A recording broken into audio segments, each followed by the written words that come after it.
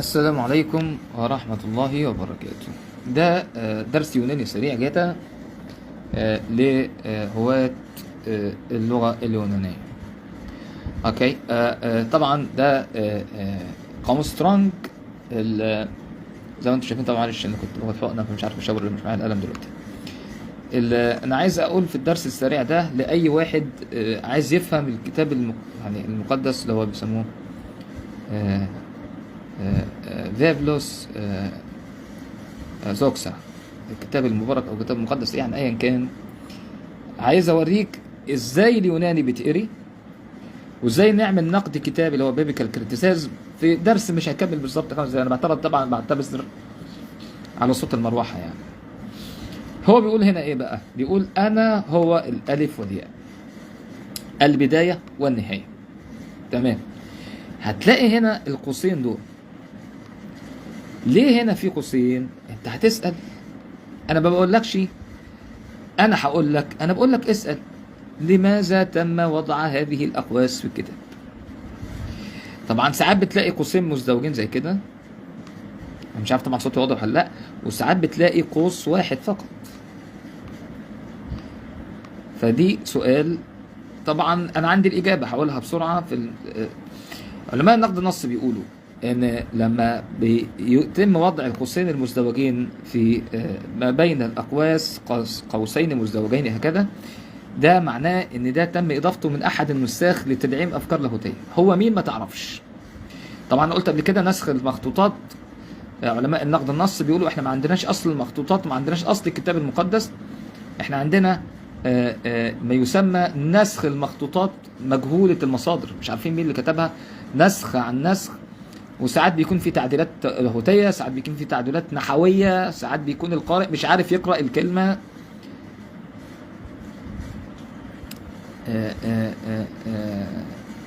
فهنا يعني انا بدي برضو بنزل لمستوى الناس البسيطة، ان اي واحد مسيحي بيسمعني او الفيديو ده هيوصل له، قول له بس لو سمحت ليه القوسين دول محطوطين هنا؟ وايه الفرق بين القوس والقوسين؟ وايه الفرق ان مفيش اقواس؟ بس ده مجرد سؤال قبل ما اقرا يوناني ونخش على قاموس سترونج ان شاء الله.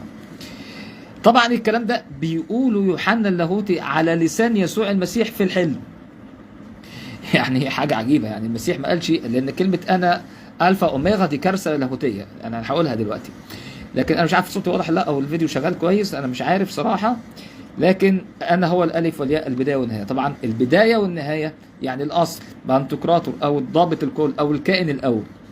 طبعا الباندوكراتور اللي احنا هنشوفها اللي هي باندوكراتور دي اللي هي ضابط الكل، طبعا دي لا تطبق الا على الله الاب. نؤمن باله واحد الله الاب ضابط الكل، اللي هو مصدر للابن اصلا، مصدر للابن. لكن طبعا ليه محطوطه بين قوسين؟ لان ده مش كلام يسوع. دايما يسوع يقول ابي اعظم مني، لان الالف هو الاب اللي هو الالفا، الاب الاصل هو الاب، اللي هو ارخمانوس هو الاب، بانتوكراتور هو الاب، ارخمانوس بانتوكراتور يعني القادر على كل شيء وهو الرب الكائن. هنشوف دلوقتي. فطبعا العباره دي يسوع ما يقدرش يقولها، لان الالف والياء دي خاصه بمين؟ بالله الاب. قانون الايمان قول قسطنطيني ما عندوش مشكله مع الله الاب، او ما فيش حصل نزاع على الوهيه الله الاب ابدا، لكن كان النزاع كله على الوهيه المسيح، اله او لا اله، او هو اله من طبيعتين ولا في طبيعتين. يعني كان المشكله كلها على ايسوس خريستوس يعني. فطبعا الالف ده هو الله الاب، ولو هنفصل هذا الكلام لاهوتيا يبقى الالفا هو الاب والاوميغا هو الروح القدس، لان بدايه الثالوث بتبدا بالاب ونهايته بتنتهي بمين؟ بالروح القدس. ده حسب ترتيب الاقانيم مش بتاعنا احنا، ده ترتيب الاقانيم اللاهوتي، ده مش ترتيبنا احنا. ما علينا. اذا كان هو الالف يبقى هو الذي ليس له ولاده من الاب في الجوهر، المولود من الاب قبل كل الدهور. طبعا الالف لا يولد، واذا ايا كانت الولاده، ولاده طبيعيه، ولاده روحانيه، ولاده الشعاع من الشمس، كل الكلام ده احنا درسناه زمان. لكن ما علينا ان الالف ده ما ينفعش يطلق على يسوع، عشان كده حطوه بين قوسين. يسوع نفسه كان بيقول ابي اعظم مني، ابي اعظم من الكل، ابي اعظم من كل الوجود، انا لا اقدر ان اصنع، الابن لا يقدر ان يصنع من نفسه شيئا. طيب، يقول الرب الكائن. هو طبعا بيتكلم على لسان يسوع المسيح، ما بيتكلمش على لسان الله الاب. فده كلام اتقال في رؤيا يوحنا، انه يسوع بيقول له انا الالف، انا الالفا واوميغا، هنقرأ بقى باللغة اليونانية بس نكمل اللغة العربية دي. بيقول يقول رب الكائن، خد بال حضرتك، والذي يأتي القادر على كل شيء. تعالى بقى نقرأ النص باللغة اليونانية كلمة كلمة. حضروا الأوراق والقلم لو سمحتوا. الناس اللي بتكتب عايز احذف الحساب وما تحذفيش الحساب، دي دعوة ربنا سبحانه وتعالى. انت يعني وان تتولوا يستبدل القوم غيركم ثم لا يكونوا امثالكم. فانت تحذفي الحساب ليه؟ لعله يكون يعني نافع لغيرك. دعوة الى احنا مش في جلسة توزيع ميراث هنا راجية. فانت ليه تقولي احذف وما احذفش والكلام ده؟ يلا نقرا اليوناني مع بعض. ايغو ايما، انا الكائن. طبعا كلمه ايغو ايما مش معناها انا هو، زي ما كان بيدرس زمان في الدراسات اليونانيه الاكلينيكيه يقول لك ايغو ايما يعني انا هو. لا، انا هو لما قال ايه قبل ابراهيم انا كائن. لا، هي مش كائن، هي انا هو، مش انا كائن. ايغو ايما تو الفا، يعني انا هو الالفا الاوميغا كيتو اي لغو كاريوس. كيريوس دي بقى دي المشكلة بتاعتنا، اللي هي كيريوس معناها سيد أو معلم ذي سكالا، فليست ثيوث أو ثيو. أوثيوث يعني إيه؟ الرب. خلاص كيريوس. خد بالك هنا بقى ثيوث مش موجودة في النص. أنا ما بدعيش علم مثلا، ولا أنا بقول لك أنا أستاذ معلم، ولا أنا بقول لك تعالى نشوف مع بعض دراسة نقدية. فين كلمة ثيوث هنا في النص العربي؟ اللي هي الله مش موجودة.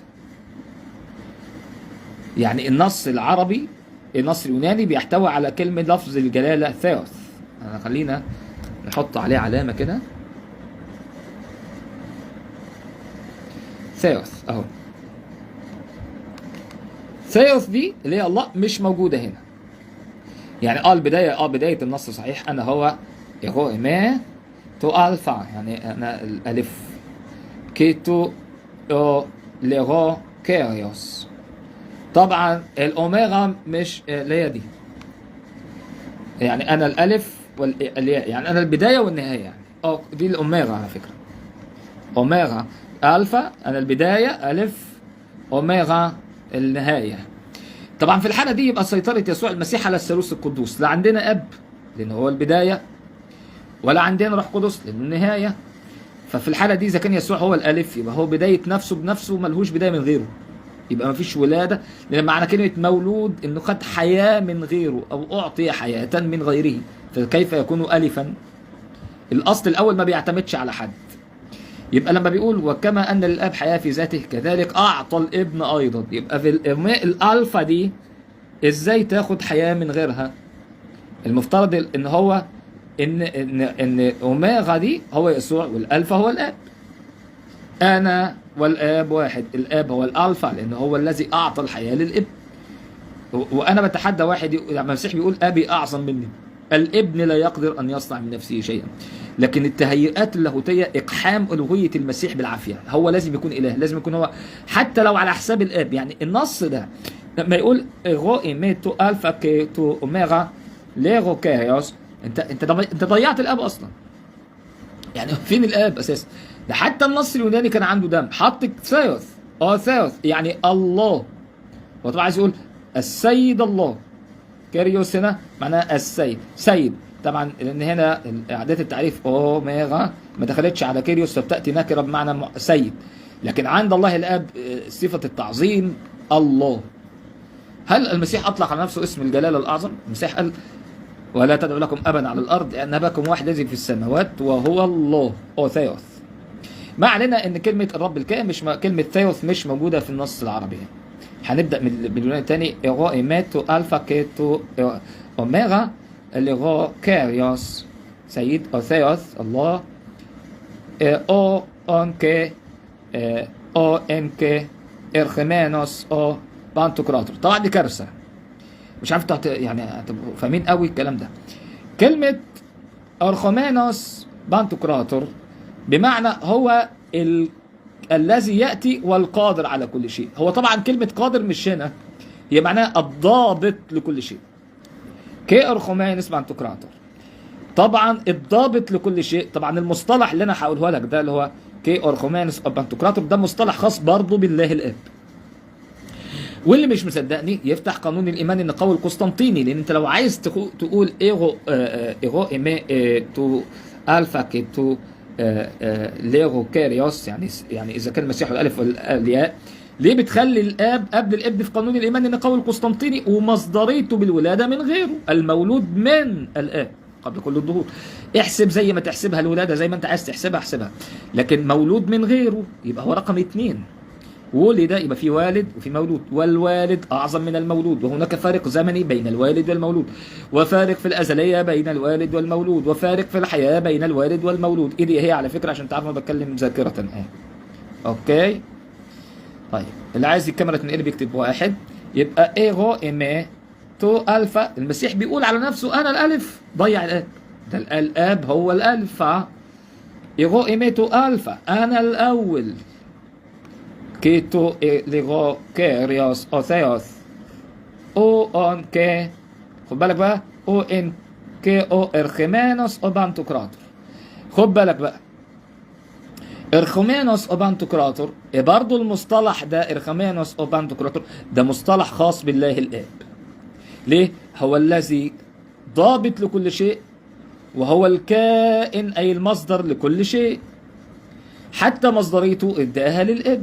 وده اللي كان بيتكلم عليها اريوس، ان اذا كان الابن لا يملك عله وجوده وخدها من غيره، يبقى هو كان هناك وقت لم يكن فيه موجودا فاعطي عله الوجود من غيره من المصدر اللي هو ده الفا كي اوتيو اي كي تو اوميغا ليغو كاريوس. يبقى في فرق بين كاريوس وبين اوثيوس. كاريوس ده يسوع، واوثيوس ده الله الاب. يبقى في فرق بين اوثيوس اللي هي دي، مش عارف تسمعني ولا لا، وكاريوس اللي هو يسوع.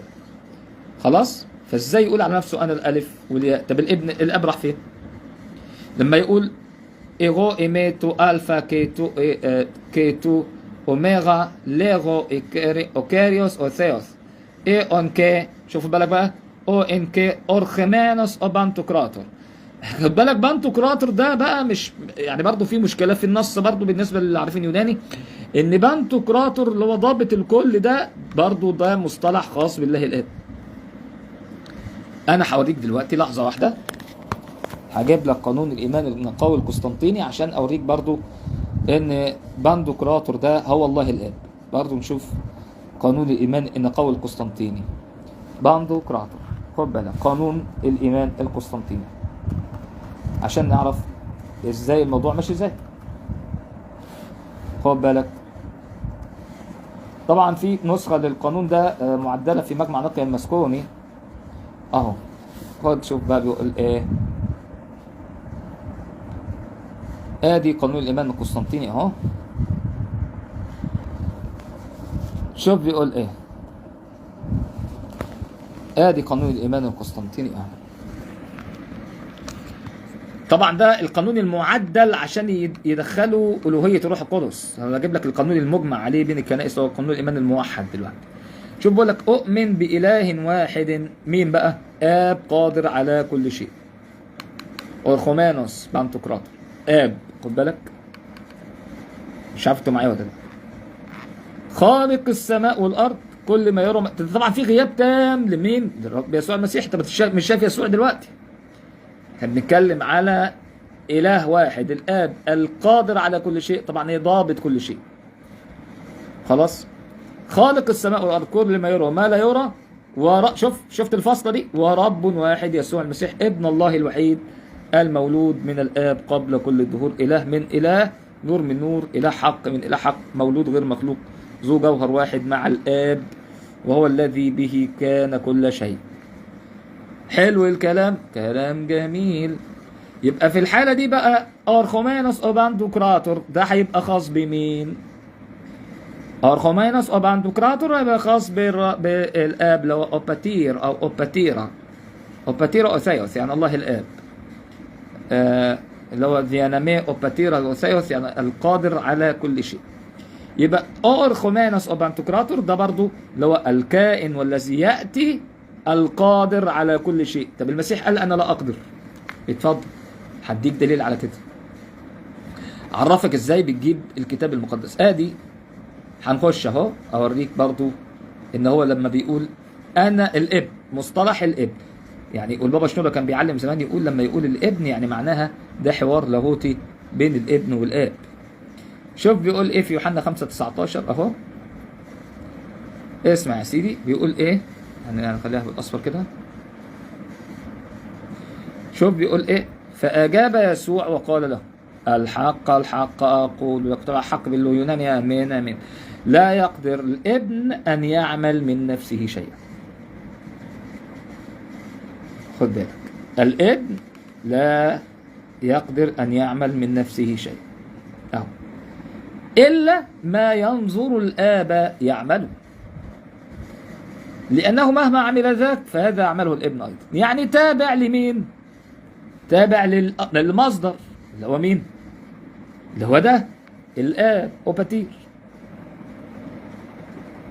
شوف لك، لان الاب يحب الابن ويريه جميع ما يعمله. يعني هو بيديله برضه، هو المصدر في الاعمال وهو المصدر في الحياه وهو المصدر في القدره، صح كده؟ يبقى لما نيجي نرجع تاني للغه اليونانيه ونقول هنا لو سمحت، لما تيجي تقول او ان كي اورخمانوس او بانتوكراتور، نقول له لو سمحت المصطلحات دي خاصه بالله الاب حسب قانون الايمان النقاوي القسطنطيني، حسب قانون الايمان النقاوي، حسب كلام يسوع المسيح في الاناجيل، حسب تفاسير الاباء، حسب الايمان المستلم كنسيا من الاباء. ما ينفعش يكون هو الالف، لان في الحاله دي مش هيكون لي مصدر من غيره، سواء بالولاده او بعله الوجود او واجب الوجود او القديم الاول. اتمنى تكون فهمته. لو عايزني اقرا لكم اليوناني مره ثانيه ونشوف قانون، يعني اللي عايزني يشوفني يكتب لي واحد، ممكن تشوفوني دلوقتي في لحظه. يعني انا هو الالفا والاوميغا. هنقول باليوناني مره ثانيه ونشوف بالظبط ايه اللي بيحصل. طبعا احنا قلنا تاني في البدايه انه حاطط بين قوسين، يعني ده كلام ما قروش يسوع، ده واحد قاله على لسان يسوع. يسوع المسيح ما قالش الكلام ده في الاناجيل على لسانه خالص، ومحطوط بين قوسين. قول له لا، يقول لك لا لا لا يسوع قال الكلام ده. اقول له طب خلاص انت حاطه بين قوسين ليه؟ اتفضل شيل الاقواس دي، ولو سمحت روح اسال بارت ايرمان ليه هو حاطط القوسين دول. بارت ايرمان لما تساله قول له لو سمحت ايه الاقواس دي، يقول لك لا ده تم ادخالها من احد النساخ. هو مين ما نعرفش. انا قلت لكم قبل كده في حلقات اليوناني ان في واحد اسمه اوثوميوس هو اللي وضع النص بتاع اللي هو ايه، ان الذين شالوا السماء هم ثلاثه، الاب والابن والروح القدس. لو عايزين نقرا لكم بالنص اليوناني مش عندي مانع، اجيبه لكم واقراه لكم لو انتوا عايزين تتعلموا اكتر. يبقى ايغو ايميتو الفا، يعني انا هو الالفا، يعني الالف، يعني هو ده الفا ليه دي. كيتو اوميغا، يعني هو الالف هو الاول والاخر، انا البدايه وانا النهايه. طب وبعدين؟ طيب انت هنا ايه؟ كاريوس سيد. اوثيوس الله، فين هنا الله؟ مش موجود. طيب كمل.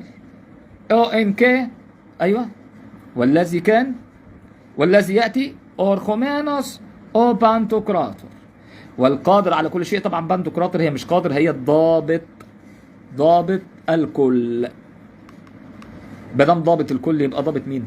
ضابط الابن ايضا، لانه ادعى اعطاه عله وجوده، يبقى ضبطيته بكونه اعطاه عله وجود وكان غير موجود. يبقى الوجود الاقنومي ما كانش موجود، لكن كان له وجود صفاتي حسب الايمان المسيحي، ان هو كان عقل الله الناطق، فكان له وجود صفاتي في الذات. وبعد كده الذات الاولى دي ولدت ذات ثانيه مساويه لها في الكفاءه الشخصيه. يعني انا عندي عندي صبعين اهم. لما يكون عندي مثلا الصابع ده، يعني عندي صابع بس متعور معلش، ده صابع اهو واحد، نفترض ان كان جواه مثلا عقل او صفه من صفات. لما الصابع ده نتج عنه اقنوم شخص تاني، بقوا اتنين، بقوا كده. خد بالك، يعني واحد وبعدين الواحد ده طلع واحد تاني جنبه، فالتاني دون واخد علة وجوده من ده. يبقى الالفا لمين؟ الالفا للاب اللي هو دون. يغو بقول هنا يغو ايميتو الفا كيتو اوميغا لغو كاريوس. وقال يسوع المسيح انا الاول والاخر. طب فين اوثيوس؟ اتحدى واحد مسيحي يقول لي اوثيوس فين في النص العربي فين؟ لان المفترض هيكون ايه بقى؟ يقول الرب، خد بالك، الله الكائن. طبعا مش ينفع يسوع يقول اوثيوس على نفسه ابدا. اتحدى راي اسماعيل، لانه هو الوحيد اللي في المسيحيين اللي عارف يوناني كويس.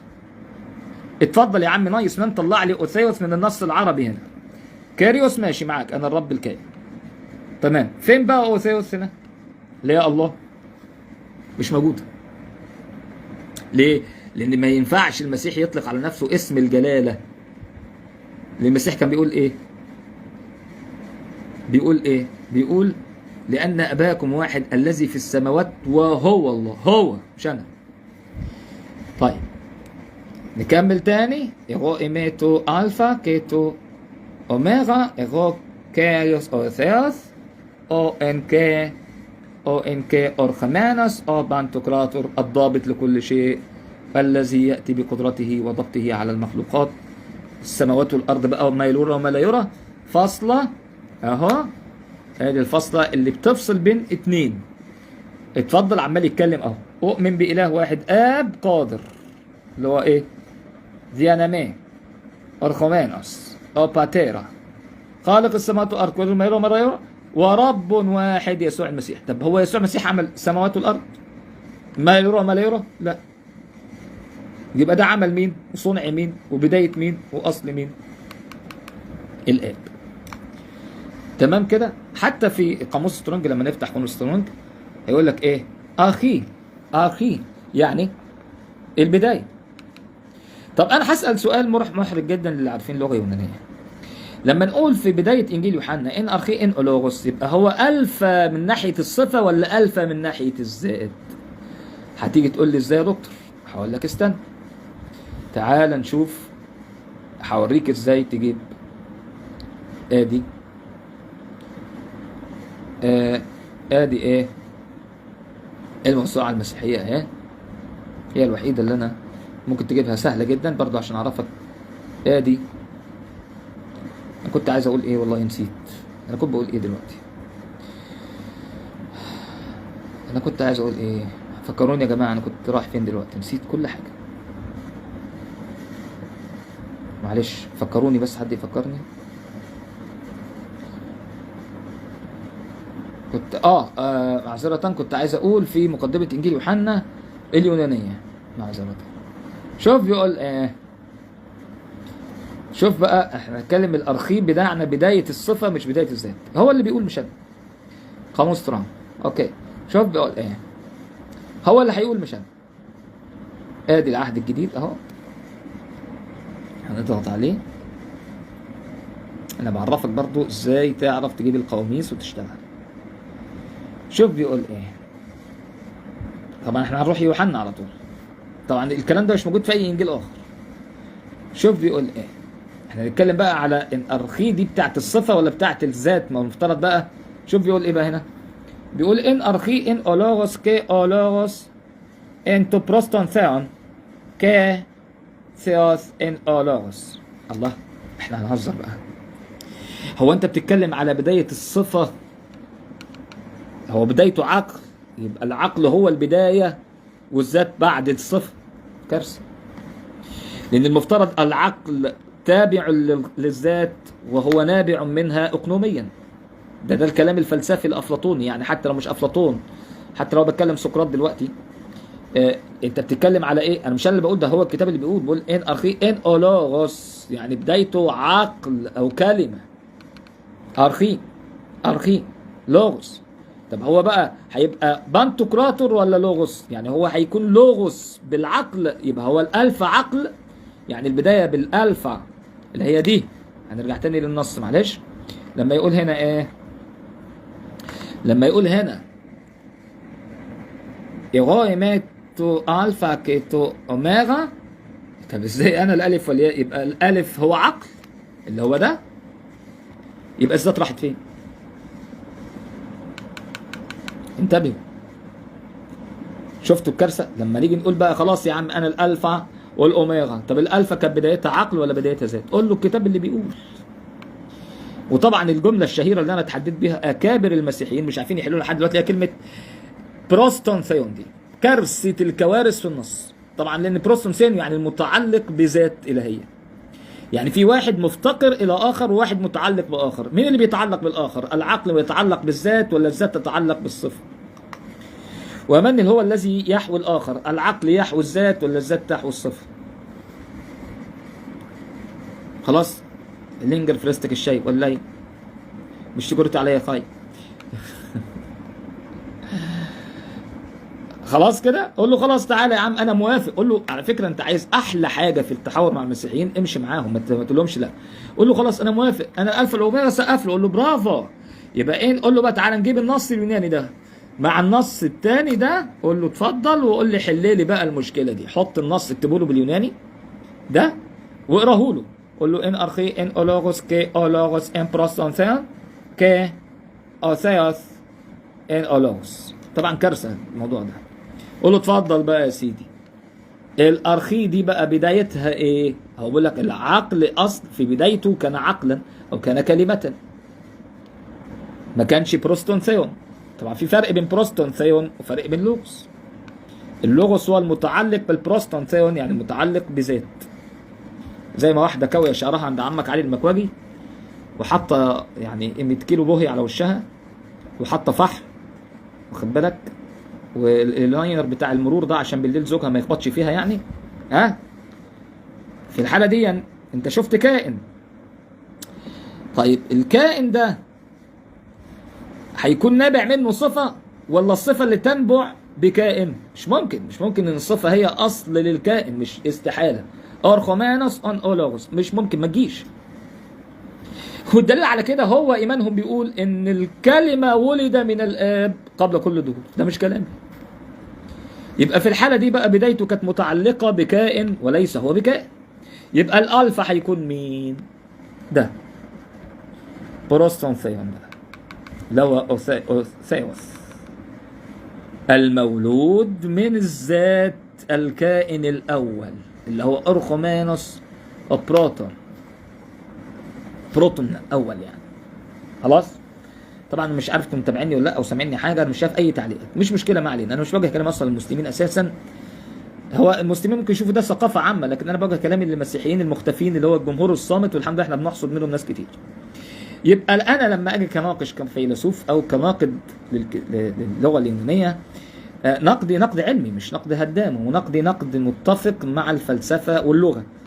قول له اتفضل حل لي دي. اتفضل حل لي دي. ارخي بدايتها للعقل ولا بدايتها للذات؟ وقف. يبقى اذا كان هو البدايه للعقل يبقى معنى كده هنقول باسم الكلمه فقط. يبقى الكلمه لها مصدريه بالواجب الوجود القديم الاول. يبقى معنى كده الذات هتاتي بعد ايه؟ الذات تاتي بعد العقل اللي هو ده. لكن لما تكمل النص اليوناني يقول لك لا لا لا لا ده اللوجوس دون شوف كان عند الله. طبعا عند الله واحد عند الثاني. خد بالك الله اللي هو مين بقى؟ الله اللي هو مين؟ الآب. والكلمة عند اللي هي كلمة بروستومسيت. طبعا هي مش اسمها والكلمة عند الله، هي اسمها أولوغوس، والكلمة متعلق أو متحدا بالذات الإلهية اللي هي بروستونثيون. قل له اتفضل اشرح لي دي. يبقى في الحالة دي من المتعلق؟ من الذي عند من؟ الكلمة عند الله ولا الله اللي عند الكلمة؟ يبقى في الحالة دي بقى مين الألفا ومين الأوميغا؟ يبقى مين ثيوث ومين اللوغوس؟ قول له اتفضل أنا موافق. خلينا نمشي مع النص دون.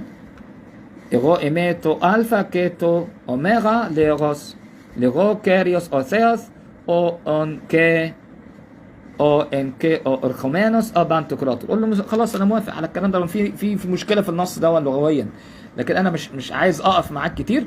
قول له اتفضل بقى. اذا كانت الالفا هنا معناها الاصل الاول بالوجود، يبقى في الحاله دي الاصل الاول بالكلمه ولا الاصل الاول بالذات؟ شكرا. وصلت؟ حد ليه اي تعليق؟ حد عايز اقرا حاجه يوناني؟ حد عايز حاجه؟ وعشان كده لما بنيجي نبص في بدايه القاموس سترونج بالنسبه لكلمه ارخي معناها المبتدا. هي اصلا ارخي مش معناها هي في البدايه. يبقى ما دام له بدايه بالصفه يبقى له تحول كينوني بالولاده الاقنوميه، لان الله ولد اقنوم ما ولدش عقل. صح ولا لا؟ وقال على كلامكم وقال الرب لربي اجلس عن يميني. صح ولا لا؟ يبقى أرخي مبتدأ اهي. طيب إغا، خد بالك بقى كلمة إيه؟ إرخومانوس، إرخومة يعني الآتي، إرخومة أهي، إرخومة. واحد يقول لي يا دكتور إيه العلامة اللي فوق الأبسلون دي؟ دي معناها الشدة، بتشد الأبسلون شوية. إرخومة، إرخومة يعني الذي يأتي. طيب بعد كده شوف بقى كلمة كاريوس معناها ايه؟ رب سيد مولى. وفي بعض الشواهد في العهد القديم، لما اطلعت على الترجمة السبعينية اليونانية يعني، ونادرة وجودها على فكرة، العهد القديم باليوناني السبعيني صعب انك تلاقيه، هتجد ان بيقول لك وهكذا قال السيد الرب، اللي هو مين؟ اليهود فاهمين مين هنا؟ ما علينا. يبقى كلمة كاريوس معناها ايه؟ سيد، يا سيد. ليغو يعني يقول، ليغو يعني يقول. طبعا او ايتو دي من اسماء التعريف والاشاره. خد بالك بقى بانتوكراتور، بانتوكراتور طبعا هي مش القادر على كل شيء، هي الضابط لكل شيء، عشان برضو من الناحيه اللغويه يعني. طبعا ايقونه بانتوكراتور دي بيجيبوها ان المسيح قاعد على كرسي العرش. انا بقول لك من شده يعني من هم عايزين يثبتوا الوهيه الله، اسف، الوهيه المسيح، فمن كتر ما عايزين يثبتوها عاملين زي اوطاخي عشان يثبت اللي هو ضيع الناسوت. يا عم طب انت عمال تثبت الوهيه المسيح، طب الله الاب راح فين؟ ضيعها. من كتر ما تشددوا، من كتر تشددهم، لما تيجي تسال واحد يقول له الهك، يقول لك الرب اله يسوع المسيح. طب الاب راح فين؟ ده انت الهك له اله ربنا يسوع المسيح. فبنتوكراتور للوحة من الناحيه اللغويه هي معناها الضابط لكل شيء. خلاص؟ كلمه تيلوس معناها نهايه او المنتهى. تيلوس يعني اللي هي بتقوم مكان الأوميغا يعني.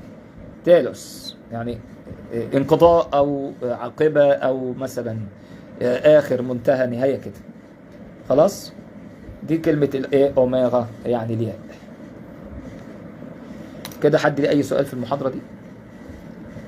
عرفنا بقى إزاي نرد على هذا النص، نقرأه باليوناني ونجيب له قاموس سترونج ونفسر الكلام حسب النص اليوناني وحسب كلام الآباء وحسب الفلسفة المسيحية الآبائية في ضبطهم لقانون الإيمان بإثبات إن حتى البابا سانس الرسولي كان بيقول إن الآب هو المصدر للابن بكونه الينبوع والمسيح هو الطيار. فيعني موضوع كبير. أتمنى يكون الحلقة عجبتكم. ومرة تانية مع يوناني المكابي.